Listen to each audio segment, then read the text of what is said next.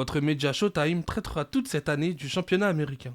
On commence tout de suite par l'image de la journée. La MLS nous a habitués à ce genre de folie. Dès la première journée, une bourde énorme de Kip Keller qui offre ce but à son ancien coéquipier Jared Stroud, aujourd'hui à Saint-Louis. Place désormais au résumé de cette première journée avec le match qui a lancé la saison entre Nashville et le New York City FC. Au Geodis Park, le Nashville de sa superstar allemande Annie Mukhtar accueillait une équipe de New York City dans l'inconnu après une intersaison compliquée. Surprise au coup d'envoi, Mukhtar démarre sur le banc. Le match est dominé par les locaux et c'est logiquement qu'elle se voit récompensée peu après la demi-heure de jeu. Sur un coup franc, c'est le capitaine Walker Zimmerman qui ouvre le score et inscrit le premier but de cette nouvelle saison de MLS. Son 11e but en 3 saisons avec le Nashville SC. Le score restera ainsi jusqu'à la 75e minute de jeu, le moment parfait pour le MVP de la saison passée de faire son entrée sous les acclamations du Geodis Park. Il ne se fera pas prier, sur sa réelle première prise de balle vers l'avant, l'Allemand fait parler sa classe. Il fixe 4 joueurs de New York avant de distiller un amour de ballon pour l'ailier canadien,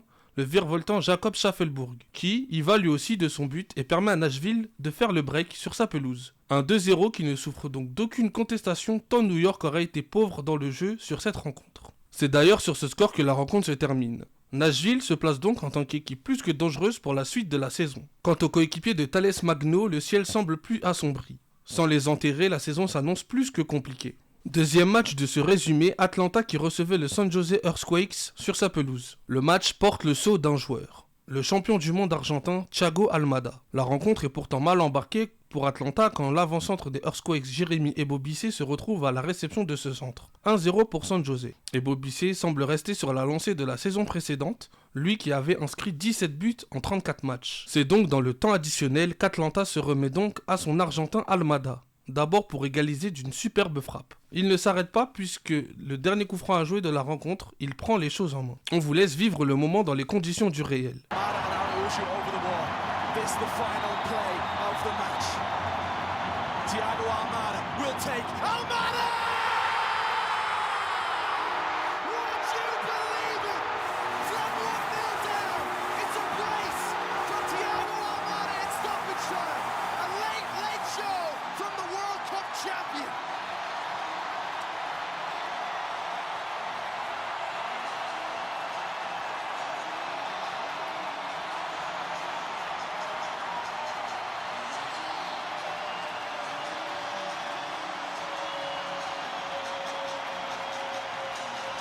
Enfin, dernier match du résumé, c'était à Austin où le St. Louis City SC, toute nouvelle franchise, jouait le tout premier match de son histoire en MLS. Pourtant, tout s'emboîte parfaitement. Sur un corner, Saint-Louis trouve la faille et ouvre le score par l'intermédiaire de Tim Parker. Le premier but en MLS de l'histoire pour la franchise. C'était sans compter sur la réaction des Verts et Noirs, et qui d'autre que Driussi pour nous faire nous lever de notre canapé.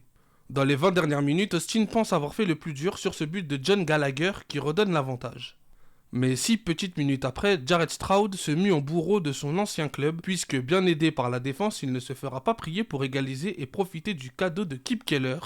2-2, le match est fou. Mais comme vous le savez, ou vous allez l'apprendre, un match de MLS n'est jamais fini avant que l'arbitre ait pu siffler la fin de la rencontre. C'est Austin, contre toute attente, qui en fera les frais. Joao Klaus, bien lancé par Joaquini, va faire preuve d'un joli sang-froid et va battre Stuver, d'un astucieux extérieur du pied qui va se loger dans le petit filet gauche. Score final 3-2 et Saint-Louis tient donc sa première victoire en MLS dès son tout premier match. Chapeau.